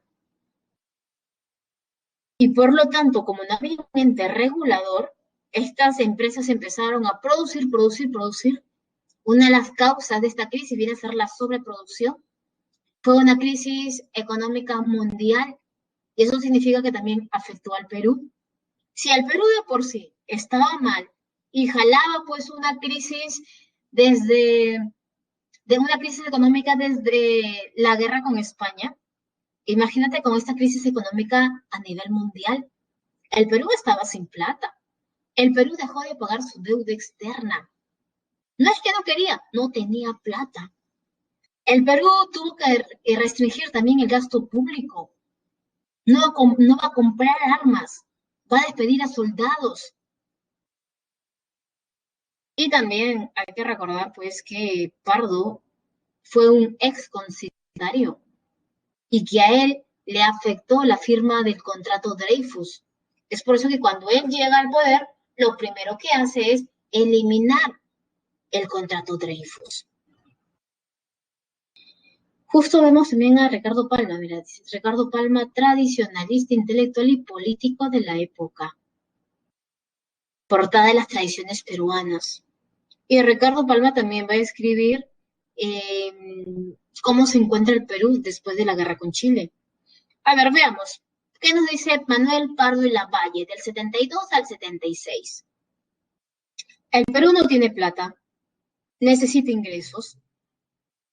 El mercado internacional ya no demanda guano. Ha bajado el precio del guano. Se vende, sí, pero no como antes. ¿Qué es lo que quiere el mercado internacional? Salitre. Y para suerte del Perú, nosotros también poseemos salitre. Es por eso que Pardo decía, ¿quién está explotando en este momento el salitre en el sur peruano? En Tarapacá. Estamos hablando pues de un capital chileno, ¿verdad? Y por lo tanto él dijo, lo siento, pero a partir de ahora nosotros vamos a nacionalizar el salitre y vamos a venderlo directamente. Es por eso que se nacionaliza. Pero para evitar problemas con otros países, especialmente con Chile, se firma pues un tratado secreto. Pero en realidad era secreto o no, ¿ustedes qué dicen? ¿Era secreto? ¿Nadie sabía de ese tratado? ¿Qué dicen, chicos? ¿Sí?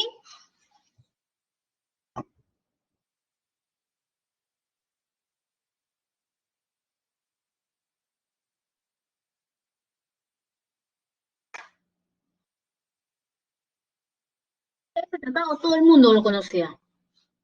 Y es por eso que cuando se produce la guerra con Chile, lo primero que Chile nos va a decir es, ¿para qué firmaste ese tratado?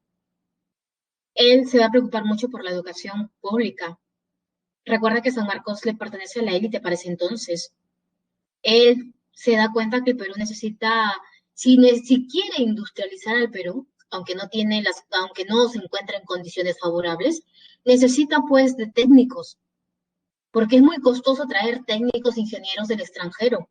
Y por lo tanto, se crea la Escuela de Ingenieros Civiles y de Minas, lo que más adelante pasa a llamarse UNI, Universidad Nacional de Ingeniería, pero recién toma el nombre de UNI en el gobierno de Odría.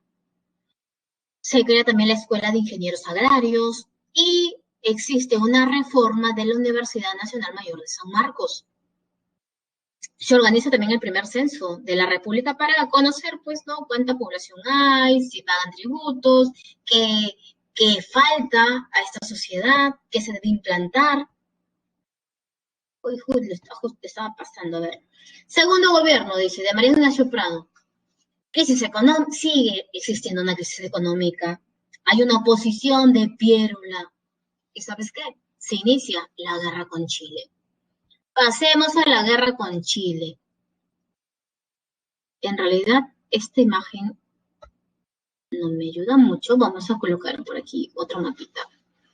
Mapa de la guerra con Chile. Este de acá.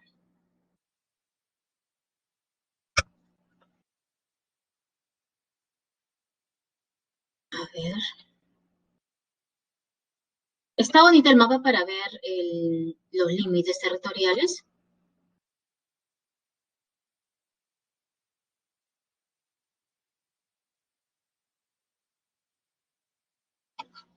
Ya, ¿se logra ver, chicos? ¿Ven? Sí, ¿no? Sí, ya están viendo.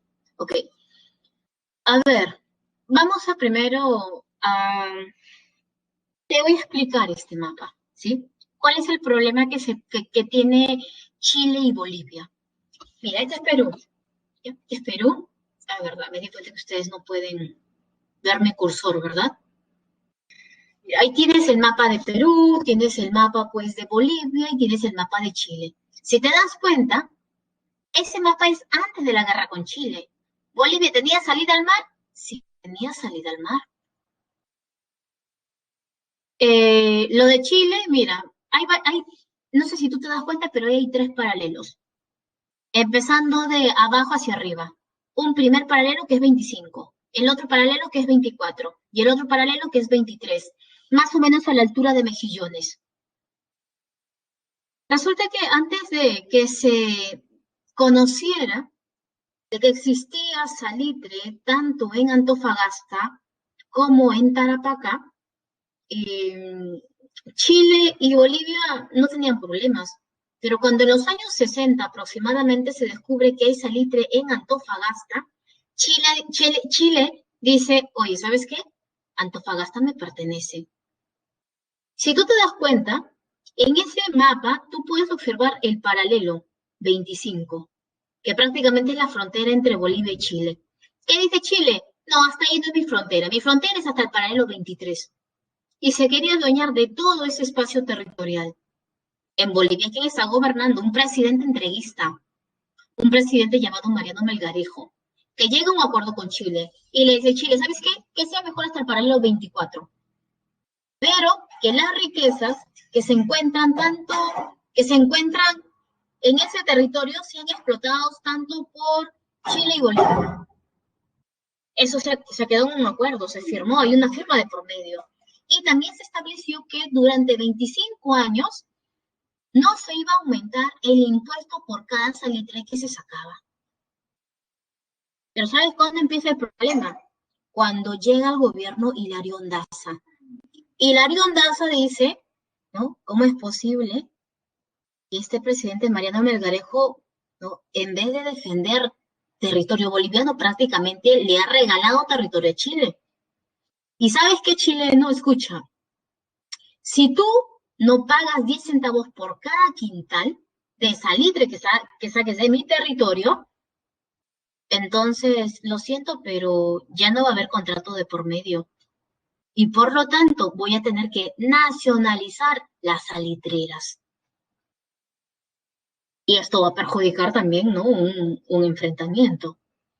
A ver, veamos, ¿cuáles son los antecedentes? ¿Cómo se encontraba el Perú? ¿Cómo se encontraba Bolivia antes de la guerra con Chile? El Perú es un país en bancarrota económica, ¿no? Bancarrota económica y hay una reducción de su capacidad militar. Estábamos mal, recontra mal. ¿Cuáles son las causas de la guerra, chicos? Recuerda que siempre en San Marcos lo más importante de las guerras, tanto Primera, Segunda Guerra Mundial, guerras médicas y todas las guerras, tanto en historia universal como historia del Perú, ¿cuáles son las causas? ¿Cuáles son las consecuencias? ¿Cuáles son las causas para esta guerra del Pacífico? El control del salitre. En el Perú se encontraba en Tarapacá y en Bolivia se encontraba en Antofagasta. Hay tensiones políticas entre Bolivia y Chile por el control de sus territorios. ¿Cuál es el pretexto? El cobro de los 10 centavos por Hilario Ondaza. Y también ese tratado secreto de mutua defensa con Bolivia. Lo que pasa, chicos, es de que, a ver, mira, aquí está, ¿no? Este es Antofagasta, mira ese territorio se estaban peleando, ¿no? Hilario Ondaza le cobra, ¿no? Hilario Ondaza le está cobrando por eh, por cada quintal, y estos inversionistas chilenos se retiran y le piden ayuda a Chile. Chile, mira, ¿sabes lo que está pasando? Nos quieren quitar nuestra empresa. ¿Y Chile de qué manera de contesta?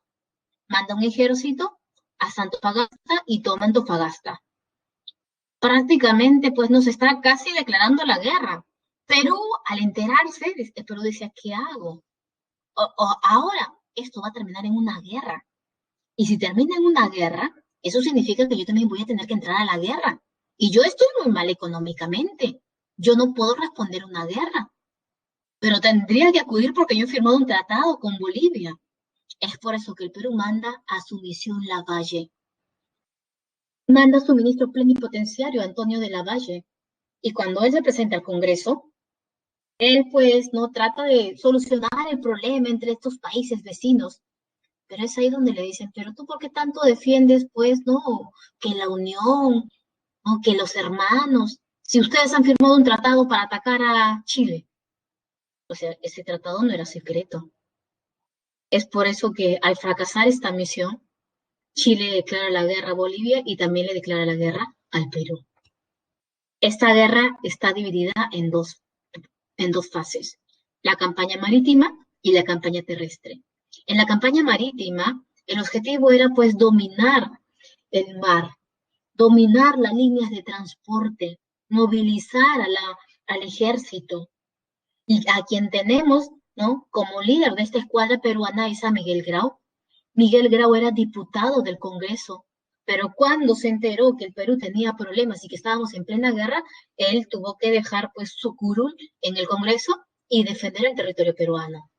Tenemos el primer combate de Iquique, donde nosotros perdimos a uno de nuestros barquitos, la Independencia. Tenemos las correrías del Huáscar. Profesora, ¿por qué correrías? Porque el Huáscar prácticamente está controlando todo el Pacífico. Liderado, claro, con Miguel Grau. Hay pequeñas incursiones a puertos chilenos, bombardeos a puertos chilenos, y en el combate de Angamos, los chilenos logran capturar al Huáscar. Y muere también, pues, Miguel Grau.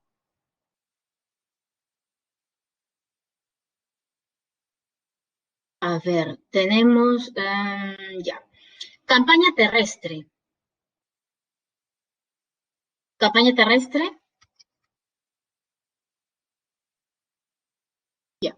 Campaña terrestre en el sur tenemos, chicos, cuando nosotros toquemos este tema de la guerra con Chile, no te vayas a sentir mal por si acaso, porque la gran mayoría de batallas, enfrentamientos, hemos perdido nosotros, pero es parte de nuestra historia, así que tenemos que conocerlo.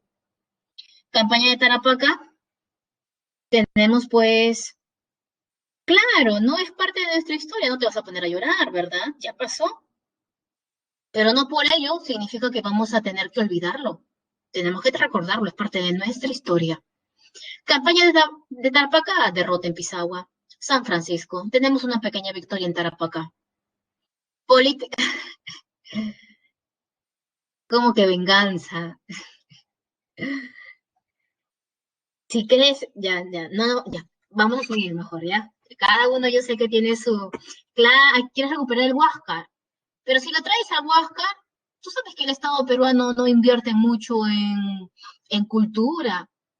Y por lo tanto, allá en Chile, no es por nada, pero está bien cuidadito. Si llega el Huáscar, de repente no hay un cuidado de por medio y después,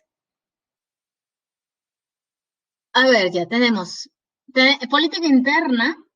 Mariano Ignacio Prado se va pues a comprar armamento,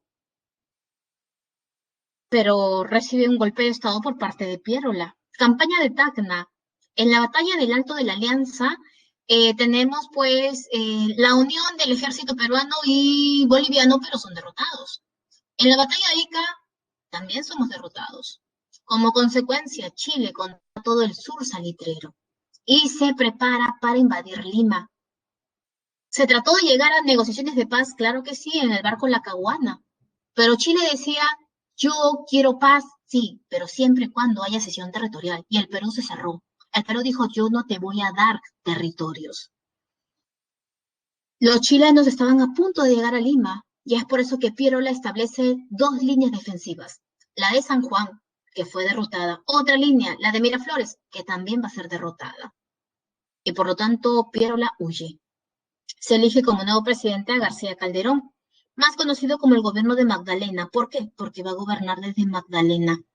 Lo que el día de hoy conocemos como Magdalena Vieja, donde se encuentra el Museo de Antropología y Arqueología, desde ahí va a gobernar. ¿Por qué no desde el Palacio de Gobierno? Porque Lima es tomada por los chilenos. También tenemos la Resistencia Nacional o Campaña de la Breña. Tenemos a Andrés Avelino Cáceres. Cáceres que va a lograr victorias, apoyado pues, que va a recibir ayuda de los montoneros, que es un ejército irregular. Pucará, Marca, Valle y Concepción, victoria de Cáceres. Pero tenemos también el grito de Montán. Miguel Iglesias pretende finalizar la guerra, pero con cesión territorial. Cáceres es derrotado en la batalla de Huamachuco. La guerra dicen que Chile recibe, en realidad Chile está muy bien parado porque recibe ayuda económica, militar de Inglaterra, ¿no? De la primera potencia. Se firma el Tratado de Ancón, en la cual subraya todo el Tratado de Ancón, que ha sido pregunta en San Marcos, en la cual pues perdemos definitivamente Tarapacá. Tacna y Chile pasan por 10 años a manos de, perdón, Tacna y Arica pasan a manos de Chile. Y vamos a tener que entregar también un millón de toneladas de guano. Consecuencia, profesora, una infraestructura totalmente destruida, una paralización productiva. Todas las haciendas fueron quemadas, los ferrocarriles destruidos. Sociales, exacerbó los conflictos entre propietarios, trabajadores y campesinos que también a partir de ahora van a pedir más, van a pedir una mayor participación en la política. Y política, se fortalece el caudillismo, los militares nuevamente logran tomar el poder. Pregunta número 5, chicos. ¿Cuál fue tu clave? Teníamos ahí está, mira. Una portada, ¿no? Una portada. Este periódico es de Bolivia, dice. El 14 de febrero, tropas chilenas tomaron por asalto el puerto de Antofagasta. Mejillones y caracoles en poder del invasor. Denunciamos ante el mundo el cobarde crimen. Bolivia acepta la guerra, pero sin provocarla. Viva Bolivia, viva Perú, abajo Chile. Ya. Con respecto a este periódico, a ver, vamos a ver qué enunciados son verdaderos. ¿La C? ¿Ya? La política de la alianza causó la ocupación chilena por... Ok, verdadero. Los empresarios chilenos, en desacuerdo con la medida, se retiraron... Ok. La noticia revela acciones tomadas tras la positiva. ¿Hay una positiva? No, todo negativo, ¿verdad? La portada hace alegoría. Alegoría no, es una información. No, ya. Sería 1 y 2, ¿verdad? Muy bien, sería la letra C. Ok, chicos, vamos por nuestra encuesta. Encuesta docente. ¿Qué te pareció la clase del día de hoy? Ah, excelente, de bueno, es regular, de malo, es deficiente.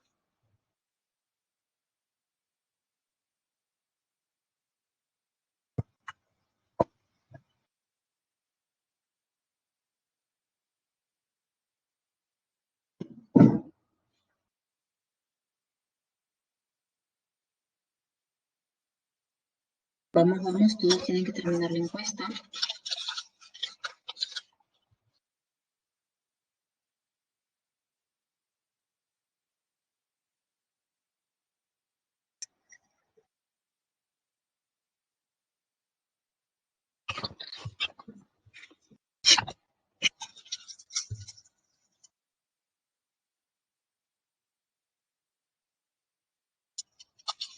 ...27 alumnos ya han desarrollado la encuesta, somos 33.